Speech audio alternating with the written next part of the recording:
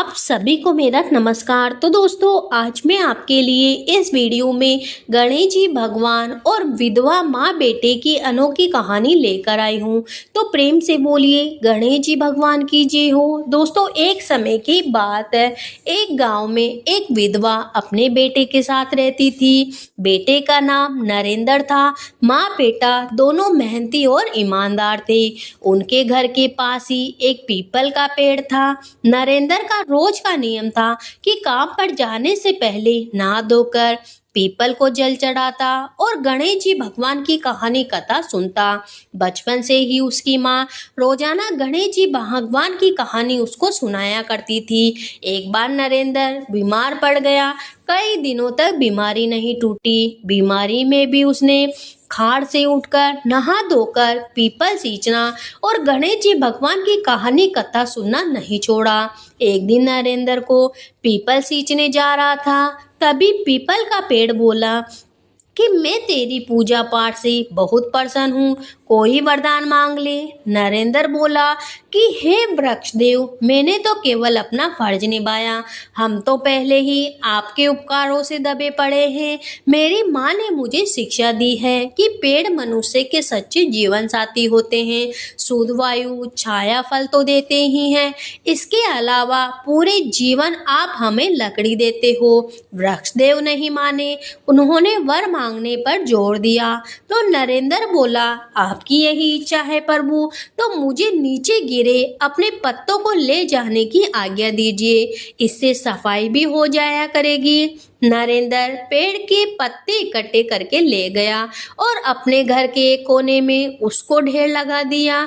उसने सोचा, जब पत्ते काफी सारे इकट्ठा हो जाएंगे और सूख जाएंगे तो अपनी माँ का बिछोना उस पर बिछा दूंगा, नरम रहेगा। पर माँ बेटे के हास्य का तो ठिकाना ही नहीं रहा। जब उन्होंने पत्तों का रंग बदलते देखा, सुबह तक सारे पत्ते पीली धातु में बदल गए। नरेंद्र बोला, कहीं यह सोने के पत्ते तो नहीं बन गए। उसकी माँ पत्तों को लेकर बनिए के पास गई। वह पत्ते देखकर हैरान रह गया। जांचा तो उसने हरा सोना पाया। उसने बुढ़िया माई को ठगने के लिए कहा, ये तो पीतल के पत्ते हैं, चाहो तो इसके बदले कुछ राशन ले जाओ। बुढ़िया माई जाने क्या छल होता है। वह बेचारी उन्हें पीतल का मानकर कुछ सामान ले आई। अब रोज यही होने लगा। नरेंद्र पत्ते इकट्ठे कर कर ले जाता, सुबह तक सोने के पत्तों में बदल जाते और उसकी माँ उन पत्तों से कुछ राशन ले आती। एक दिन बनिए के मन में आया कि देखना चाहिए कि बुढ़िया माई के पास सोने की पत्तियां कहाँ से आती है। उसने नरेंद्र का पीछा किया और सारा माजरा जान गया। दूसरे दिन नरेंद्र काम पर चला गया तो उसने जाकर 2-3 पत्ते उठा लिए। बाकी पत्ते तो नरेंद्र पहले ही उठा चुका था।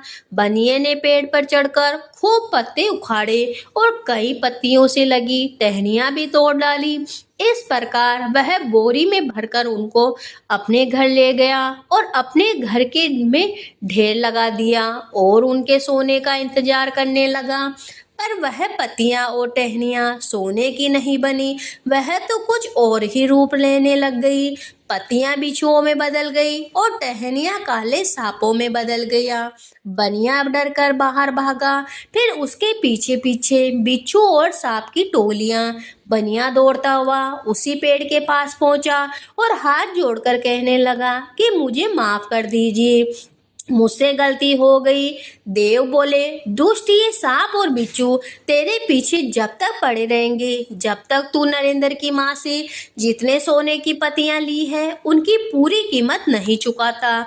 बनिया दौड़ता हुआ वापस लौटा और उसने सोने के पत्तों से जितने पैसे कमाए वह ले जाकर नरेंद्र वो उसकी माँ को सौंप दिए और अपने किए के लिए क्षमा मांगी। नरेंद्र ने उन पैसों से जमीन खरीदी और उसमें पीपल के पेड़ लगाए।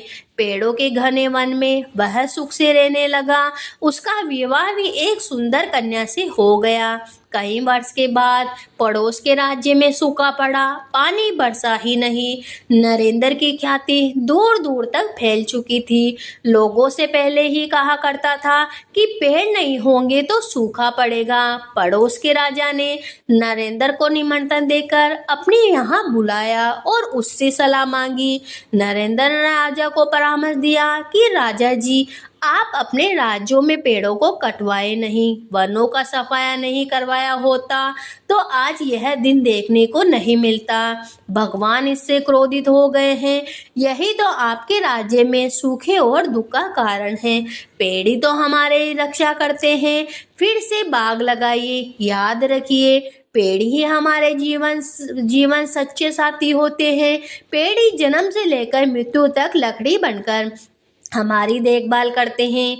बचपन में लकड़ी का पालना बनकर हमें झुलाते हैं, फिर गिल्ली डंडा बनकर हमें खिलाते हैं, लकड़ी की तख्ती बनकर हमें पढ़ना लिखना सिखाते हैं, विवाह मंडप की अग्नि बनकर फेरे लगवाकर गृहस्थी जीवन आरंभ करवाते हैं, चकला बेलन बनकर हमें रोटी खिलाते हैं, बीमार पड़ने पर हमें खटिया बनकर संभालती है, बुढ़ापे में लाठी बनकर हमें सहारा देती है, मर जाने पर दो डंडों पर लादकर शमशान घाट ले जाती है और चीता बनकर हमारी अंतिम क्रिया करती है। नरेंद्र की बात सुनकर राजा की आंखें खुल गई। उसने अपने राज्य में बहुत सारे पेड़ लगवाए, जिसमें पीपल के वृक्ष में अधिक से अधिक संख्या करी। फिर से वह देश एक सुखी राज्य बन गया। पेड़ों की रक्षा करना हमारा नैतिक कर्तव्य हो गया, क्योंकि पेड़ ही हमारे सच्चे जीवन साथी होते हैं। जहाँ पेड़ है वहीं देव है और वही भगवान का वास होता है। तो दोस्तों, आज की कहानी आपको कैसी लगी, आप हमें कमेंट बॉक्स में बताइए। साथ ही अपने दोस्तों और रिश्तेदारों को इसे ज़्यादा से ज़्यादा शेयर करिए। तो प्रेम से बोलिए गणेश जी भगवान की और वृक्ष देवता की जय हो।